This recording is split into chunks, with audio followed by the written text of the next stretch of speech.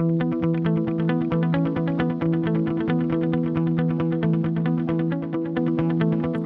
Marketing Radio, the marketing podcast for insurance agents and financial professionals. And welcome to another episode of Quantum Marketing Radio. I'm your host, Louie Hillman, alongside the Leverage Marketing Guy. Jeff Thompson here. Hello, everyone. And we have a treat for you today. We're bringing Kevin Donlin on the show here shortly. And he's somebody that's been involved in the marketing since really the early 90s. We'll have to get to the story at some point, but he sold one of the first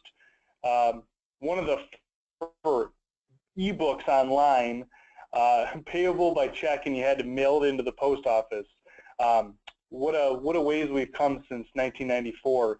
From there, 1995 to 98, he was webmaster for FedEx.com, where he worked for one of the pioneers of online marketing.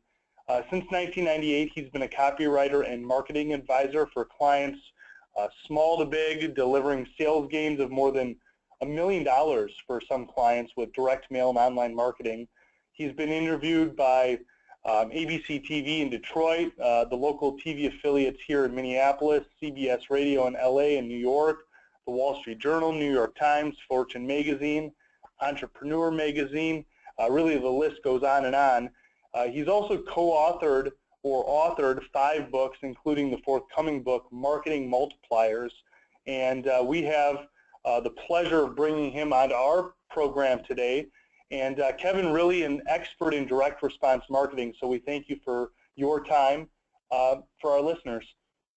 Hi, Louie. Jeff, thanks for having me. It's great to be here today. Hey, Kevin.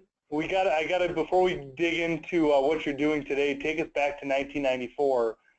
You write an ebook. I don't think I was, Jeff, I don't think I was online until maybe 1999. What was that landscape like in terms of marketing a product? Well, we're talking about the wild, wild west in 1994. There was no web. It was all text-based. And I sold something on this thing called Usenet, which was a series of bulletin boards. I made a small fortune. By small, I mean about $300. But I sold, it wasn't called an ebook. I didn't even know what that word meant until about 15 years ago. But it was just a text file. And I could advertise it by just really, in just a few words at the end of a post on Usenet would say, to learn how you can find a job on the internet, send me an email. You could not blatantly advertise on Usenet, or you would be flamed, was the word, which means you'd be shouted down or banned from the discussion. But people sent me an email, and I would reply with my little sales letter, and if you thought it was a good idea, you would mail me a check for $10.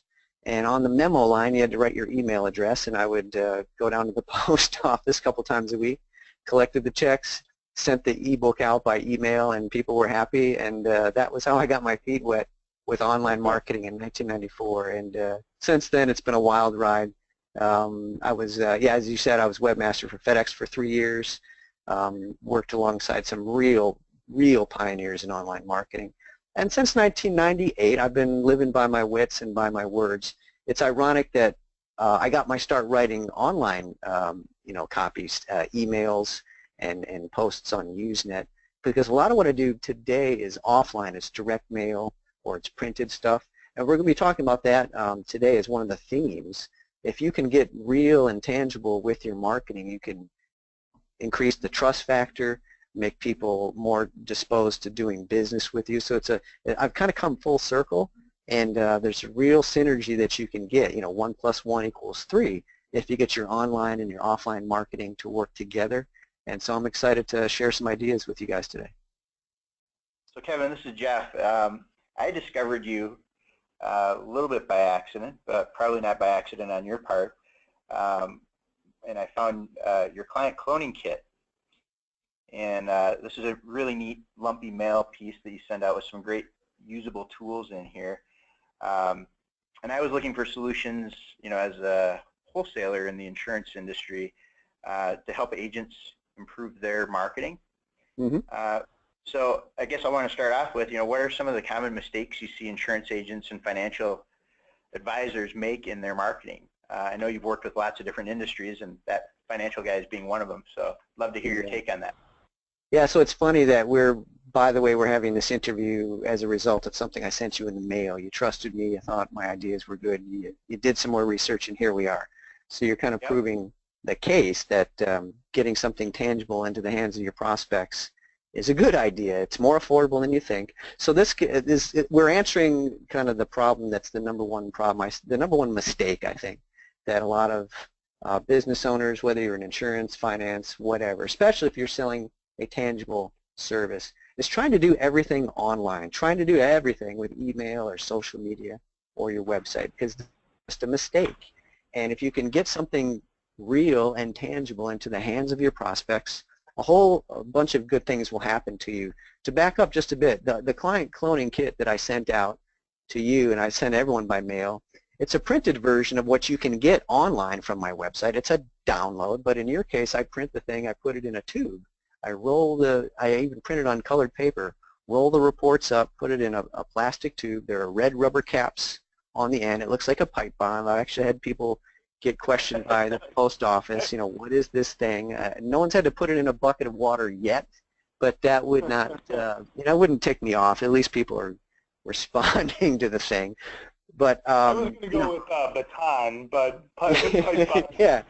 And by the way, this is more attention grabbing. Yeah, this is all stuff you can get off of the Uline catalog, uline.com. This is, Office Supply 101. I just put it together in a unique combination.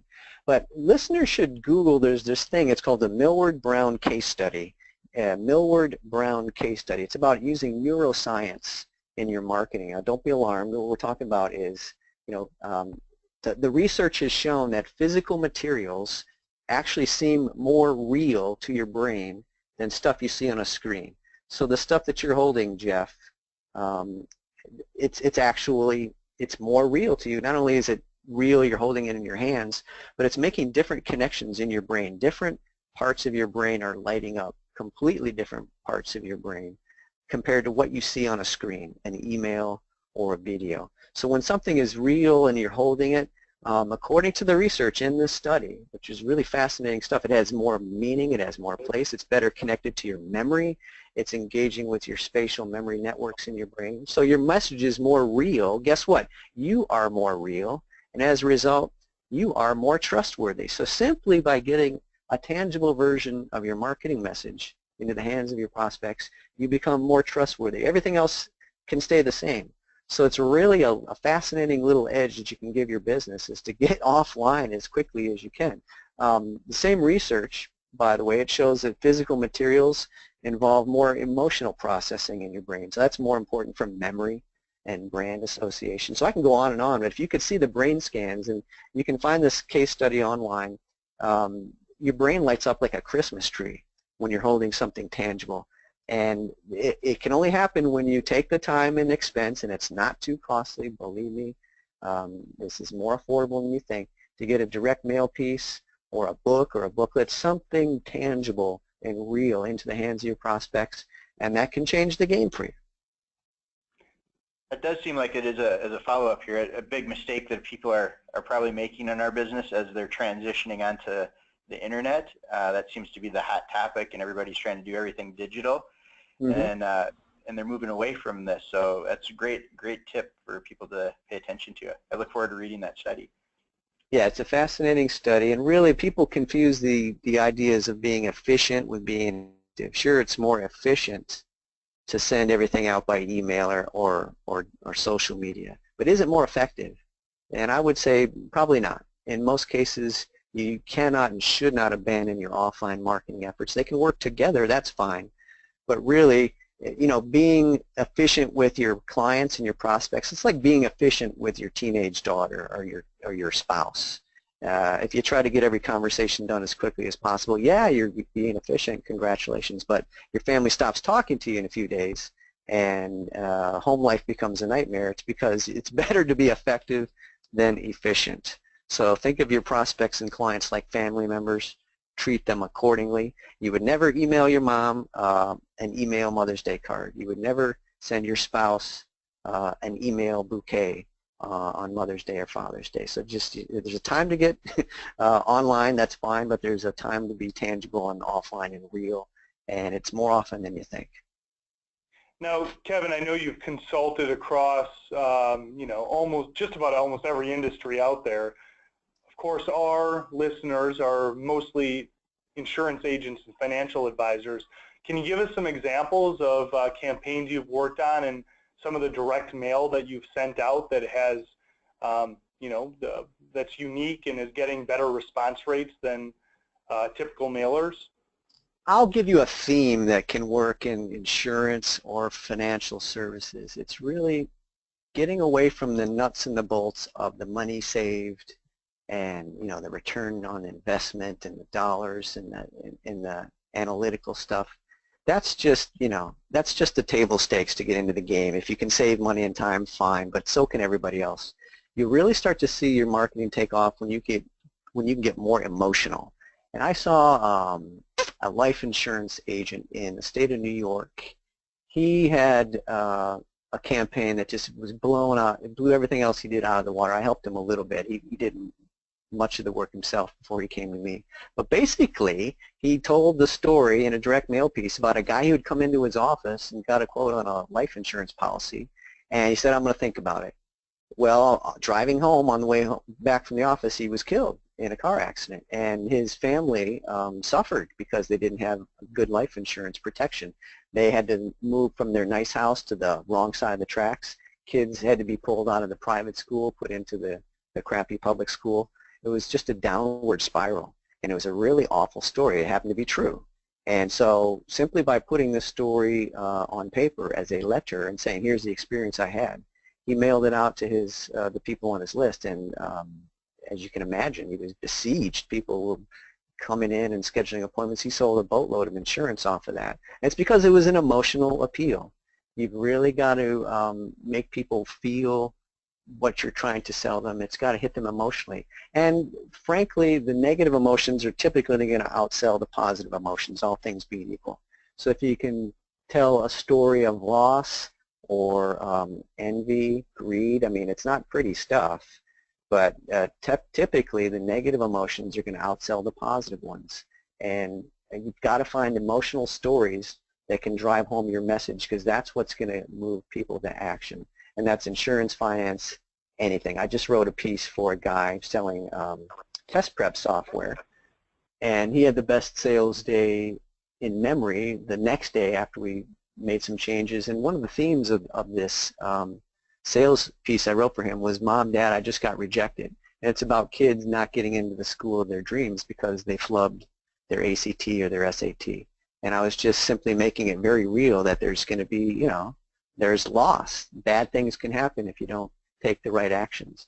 Now, stepping back, this may seem manipulative or cold, but I never, ever do anything like this on a project that does not come with a money-back guarantee. So you got to be smart about what you're selling here, and you've got to stand behind your service, your product. You don't want to stick it to anybody because word gets out and it's never going to last for you for very long. But if you can bring home an emotional story to really drive home the point of what you're selling, how it's going to affect the person or their family, that can change the game for you. So I guess to summarize all this, it's really to try to take the emotional angle when selling your service or your product, and you'll get much better results than if you just try to sell on features and benefits. So Kevin, this is Jeff again. Just as a follow-up, I've heard it said by sales trainers and even other famous marketing experts that copywriting is salesmanship in print. Mm-hmm. It sounds a little bit like that's what here is, that we're trying to get to that emotional core of something, and a lot of famous sales trainers also kind of tell us that all selling is really emotional, and the decision is made, supported by logic. Exactly. That sounds like that's really true of copywriting as well, and because a lot of the copywriting is really just salesmanship in print, that's what we're after. Is that? It's totally accurate. I would probably update it and say it's salesmanship multiplied, because now, of course, we're online, and I've written video scripts, and I've written, video spots. So it's salesmanship multiplied. And one of the elements we may get to if we have time, it's about, simply switching your media. If something's working well in person, find a way to do it by mail or by webinar or by video or teleseminar or podcast. We're doing this by podcast. We're living the example of expanding our media. But I'm getting ahead of myself. To answer your question, yeah, salesmanship multiplied, that's kind of my updated definition of copyright. Well, that leads me to my next question, which is, I know your upcoming book is Marketing Multipliers. What exactly are marketing multipliers? Well, they're based on, these are things that took me 20 years to learn and typically will take 2 minutes to execute, so I'm kind of happy to share the concept. Marketing multipliers are based on a military concept called force multipliers. If you recall the movie 300, where the Spartans held off the Persians, the story goes it was 300 Spartans held off 50,000 Persians, and they did so for 2-3 days. The reason being they chose a very narrow stretch of ground to defend, and it forced all the Persians into a bottleneck, into a choke point, and the Spartans were pretty much fighting one-on-one where they had a tremendous advantage.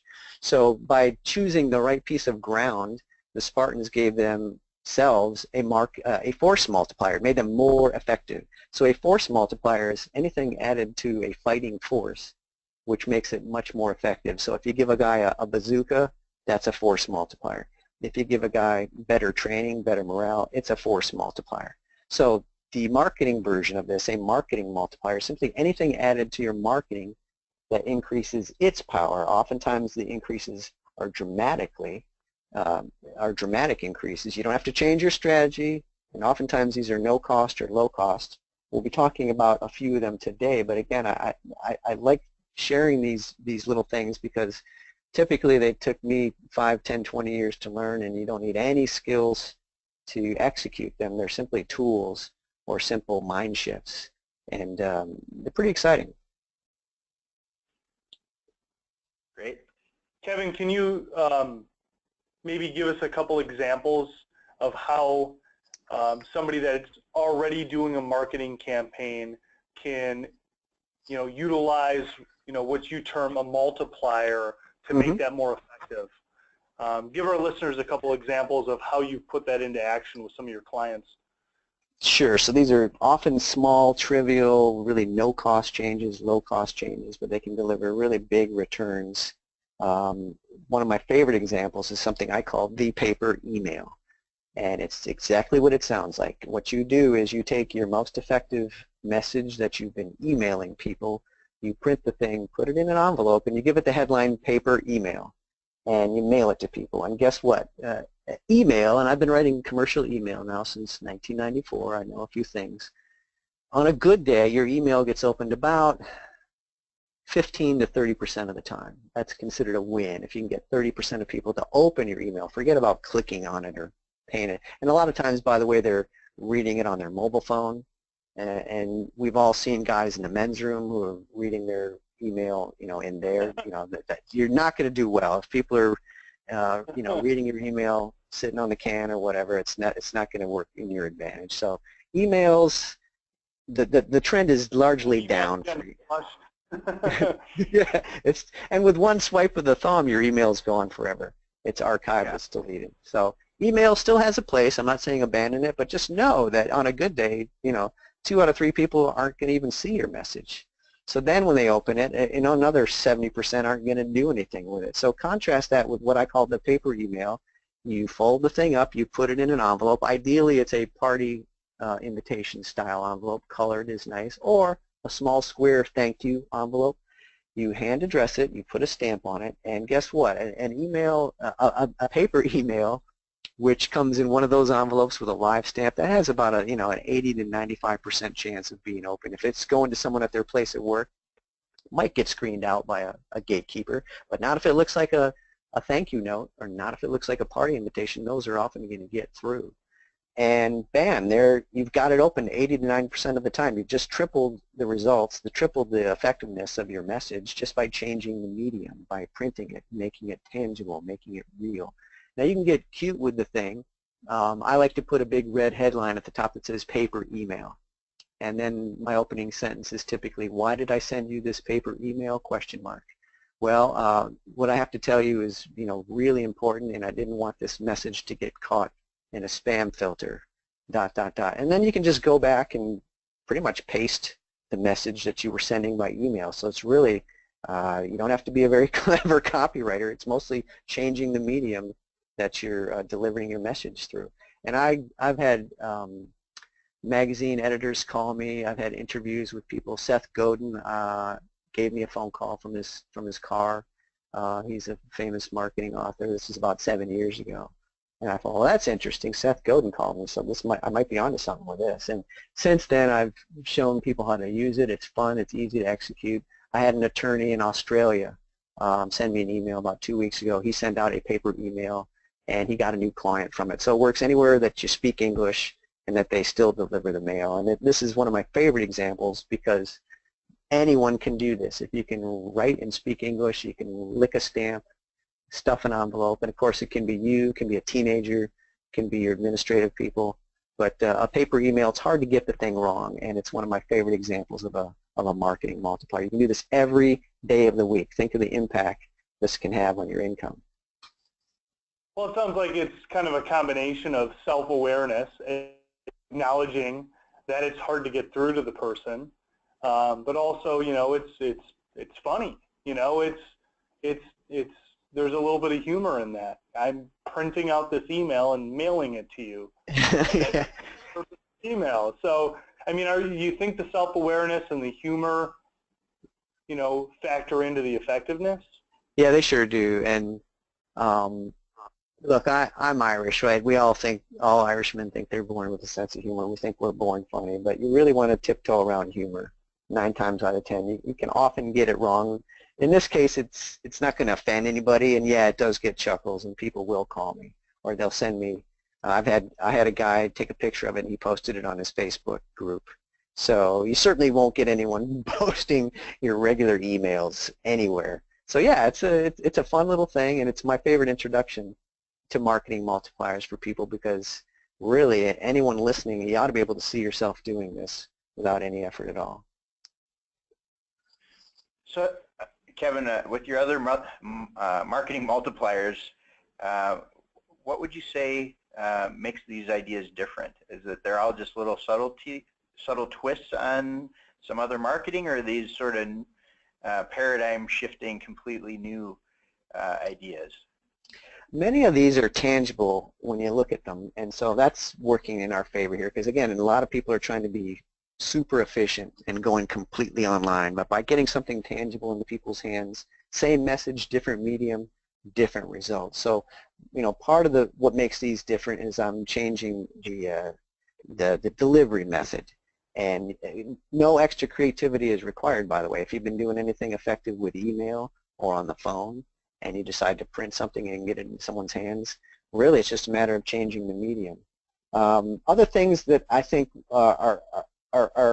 make marketing multipliers effective is that these are tools. Skills can take decades to learn, but if I tell you how to do a paper email, that took about 3 minutes. I've given you a tool now, and you can use that tool, no skills required. So I'm looking to give people tools they can use to replace skills that they just might not have the time to learn or execute. Kevin, I'm holding your client cloning kit in my hand here, and you've mentioned several times that it's not as expensive as people think it is. How much do each of these cost to send out for you?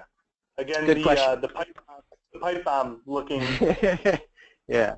So I'll do the math from memory here. The parts, the tube, and the rubber caps from Uline, that's total of about $1.25, let's say, and the postage.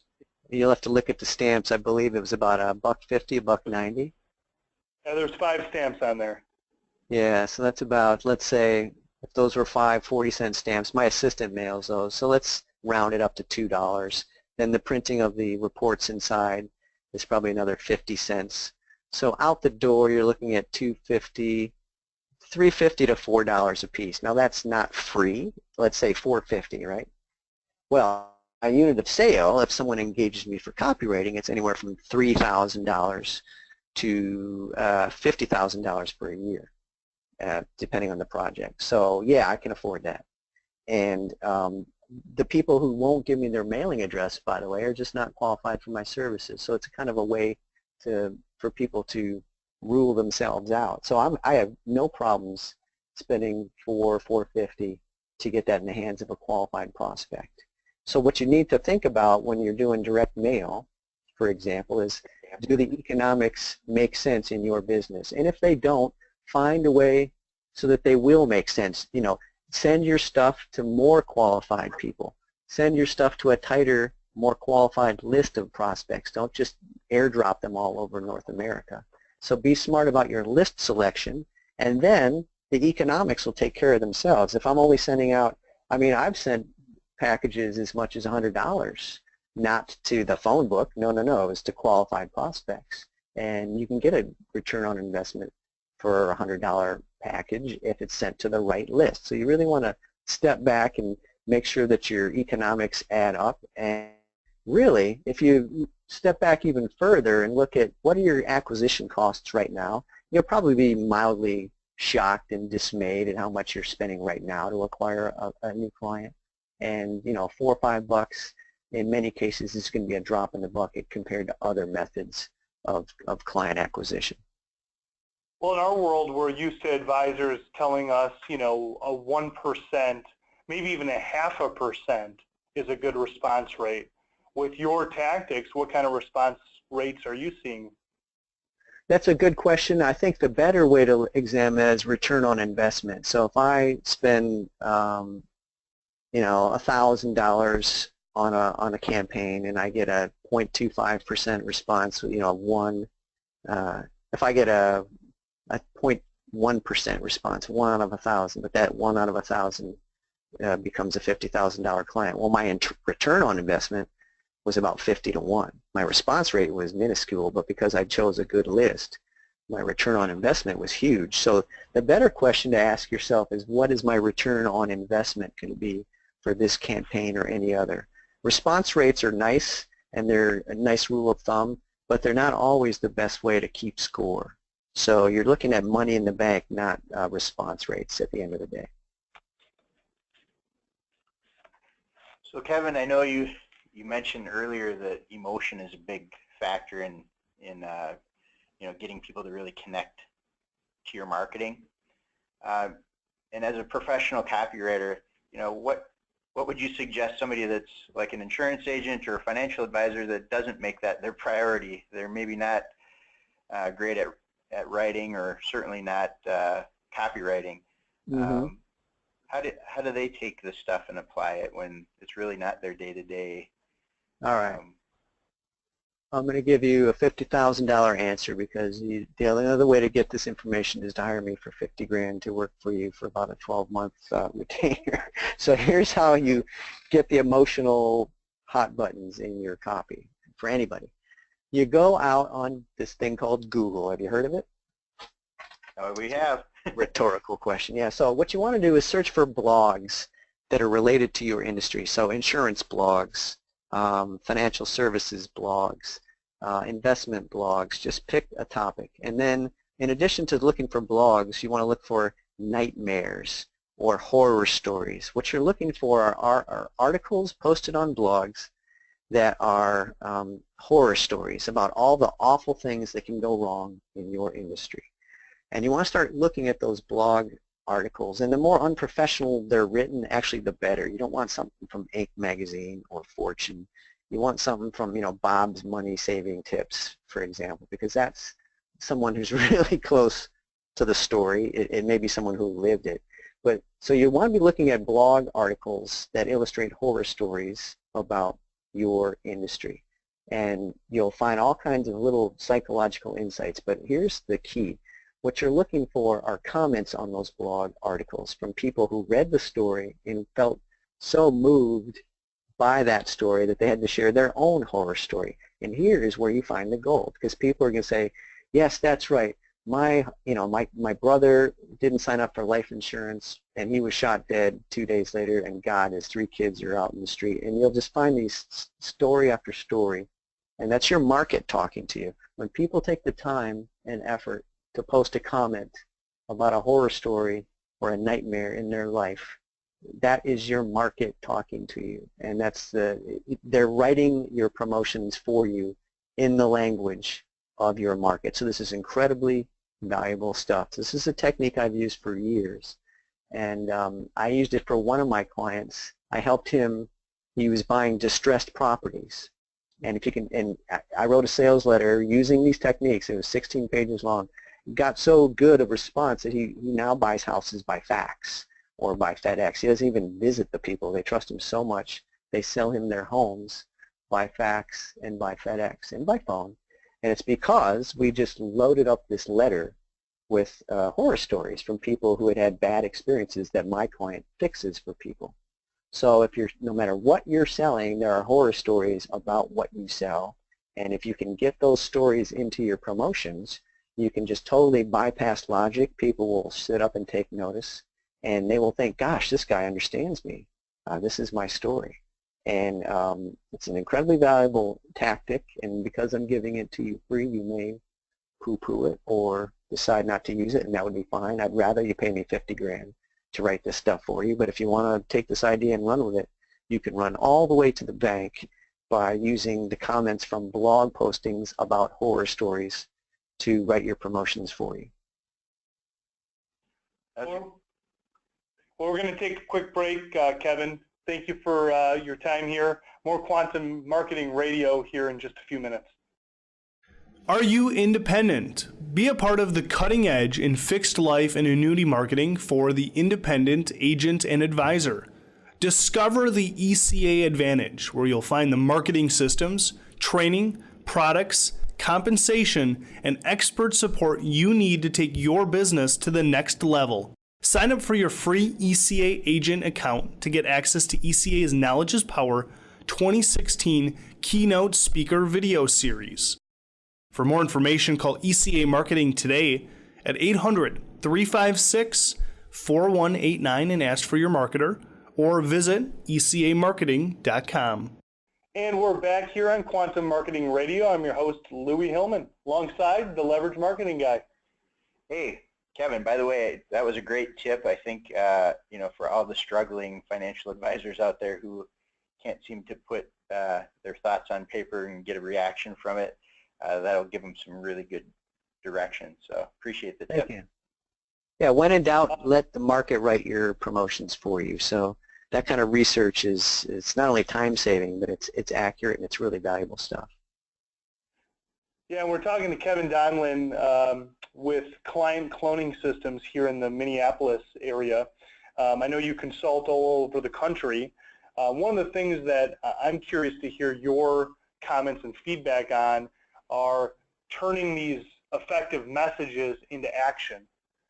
How do you create an effective direct response from the audience you're trying to reach?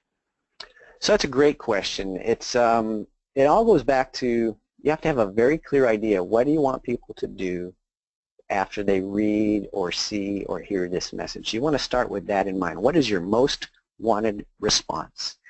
And you've got to be dead simple and brain dead clear about what you want people to do. So I'll start the call to action part of any sales letter. I typically say, here's what to do now, or how to order, in big honking type that you just cannot miss. Because people are busy. They're busier today than ever before, and they're distracted. So never, ever, ever underestimate the effectiveness of simply being clear. I have found, especially online, that clarity trumps persuasion. I once delivered, it was just last year, I delivered $500,000 in new revenue to one of my clients. All I did was I removed one of the banner ads from the top of his website, so there were fewer distractions. As a result, bam, extra $500,000 over a year, because it was clearer what I wanted people to do. So that's an example of addition by subtraction. When in doubt, look over your current order form, your current sales letter, your website, and just take off stuff. You don't want to abdicate control and let people wander around your website or read your letter and wonder, what the heck does this guy want me to do? So when you're clear on what you want people to do, then you've got to really be clear in your directions. So pick up your phone, call now, 1-800-222-3333. You got to give them clear actions, clear instructions, And you ought to be able to read your order form language, your call to action language to a 12-year-old, to a 6th grader. And if their eyes gloss over or if their head cocks to the side and you've lost them, stop there and fix that language. The other thing that motivates response, there are a list of them, but I want to keep this simple. Urgency is a key element in getting people to take action. So you can simply say, call now, 1-800, blah, blah, blah. Well, that's fine, but call before the deadline of Friday at 12 noon, 1-800. You know, I botched the language. The point is give people a deadline, a specific deadline. And it's got to be credible, meaning after the deadline it really does end. Deadlines increase response. Another thing that increases response is scarcity. So if you say, I've got 50 spots left, you know, the room holds 50 for our dinner seminar next Tuesday, and we only had 37 people sign up, so really, by the time you get this, we could be sold out. So I really hope to hear from you before noon this Friday, and don't be left out. Call now, 1-800, blah, blah, blah. So if you can inject urgency and a deadline, that's going to boost your response. But really, it starts with being clear about what you want people to do and giving them clear directions. I can go through almost any order form, and just looking at it, I can tell you if it was created before the promotion or after. For many people, even copywriters who should know better, they typically will do the order form as an afterthought after they've done the rest of the piece. I will almost always do the order form first, and I'll always know what's going in the order form first. But you want to give a lot of attention and time to a clear order form. And I'll write the order form first. If I'm doing a print ad, for example, for the newspaper or a magazine, the coupon is just critical. It's got to be clear, clear, clear. And so I'll do the coupon first for a print ad and then fill the rest of the ad around it. That's how important the order form is. So if you forget everything else I've just said, clarity trumps persuasion. If you can give clear directions, you know what you want people to do, give them a deadline, give them real, believable scarcity, you ought to see your response go up. Kevin, just a quick follow-up question here. I know in copywriting it's been said that the long form or a longer sales letter is often better. I know you just mentioned that you did a 16-page sales letter for one of your clients. Mm-hmm.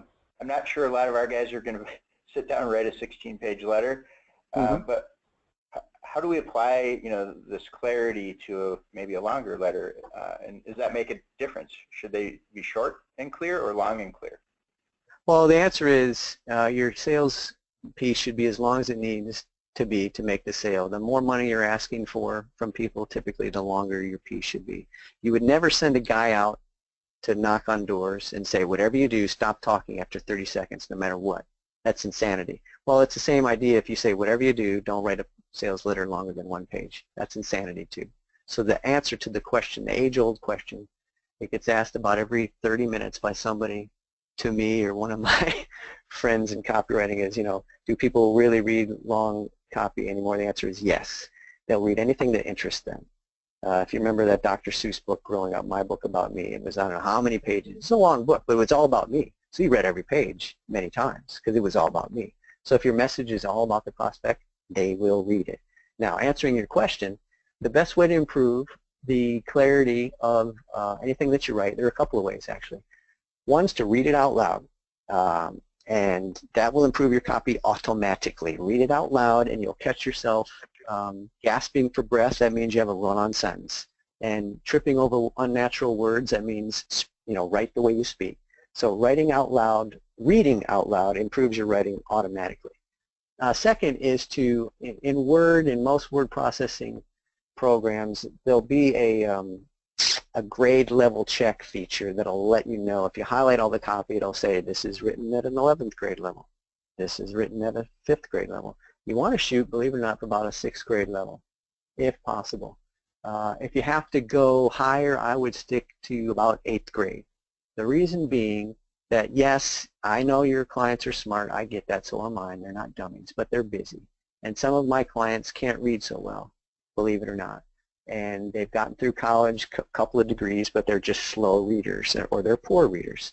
So someone who's a reading whiz, an English major, yeah, they'll blow through your 8th grade stuff, and they'll appreciate it because you didn't waste their time. But by contrast, who reads at an 8th grade level, they'll understand it, and perhaps it's the first thing they've understood clearly all day, and they're going to appreciate you. Either way, people are going to appreciate you for writing at about an 8th grade level. So that's a great tip. And then when it comes to being clear in a long-form sales letter, if you're going 4, 8, 16 pages, you want to insert subheadlines and break up the copy. No one's going to read 16 pages of, single-space type with no headlines, but if you can inject some subheadlines, maybe 2 or 3 per page, and if you can inject some white space, pictures are critical. I never send out a sales letter without relevant pictures. So when I say long-form sales letter, it's not all words. There are definitely going to be some things to break up. You want to, it's called giving eye relief. You want to give people some relief for their eyes, and you want to lead them down the entire piece. A good way to look at a long-form sales letter is you want to look at the subheadlines. It's called a secondary reading path. People ought to be motivated to contact you if they only read the subheadlines, because people are going to scan through your piece and go all the way to the end, and they're going to see who this is from. And then, by the way, they're going to see your PS. So your PS is a really important part of any sales letter. That's why all good sales letters have a PS, because it always gets read. People want to know who this letter is from. Oh, PS, and boom. Oftentimes they'll read the PS before the rest of the letter. So give that a great deal of thought and care. And we're running out of time here. PS is probably a topic for another 20-minute discussion, but I hope I answered your questions, Jeff, about making longer form copy more readable. Yeah, no, I think that gives everybody some good direction, and I know we are running short on time here, so we're going to probably wrap it up here. Yeah, and real quick before you go, Kevin, in lieu of receiving one of your pipe bomb-looking client cloning kits in the mail, our listeners, if they want to find out more information, where do they go?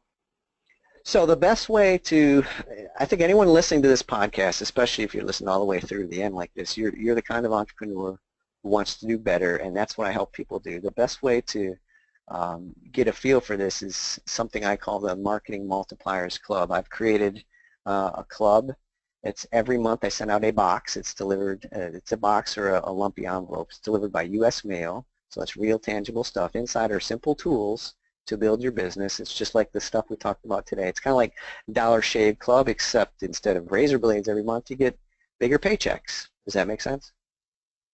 I like to deliver bigger paychecks to my members. And so for anyone listening to this, you're invited to visit the website. You can get your first box for just, right now it's just $1 processing fee. I'll send you 11 tools in the first box. It's www.marketingmultipliers.com. Just request your free trial box for the $1 processing fee, and I'll send the thing out to you U.S. mail.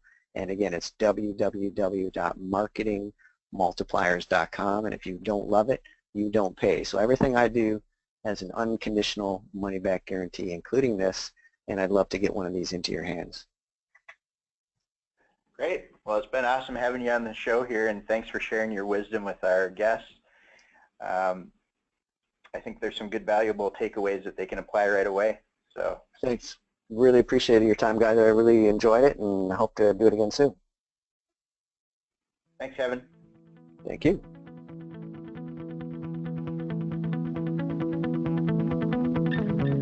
Thank you for downloading our podcast. Find out more about the Quantum Marketing System at quantummarketingsystem.com.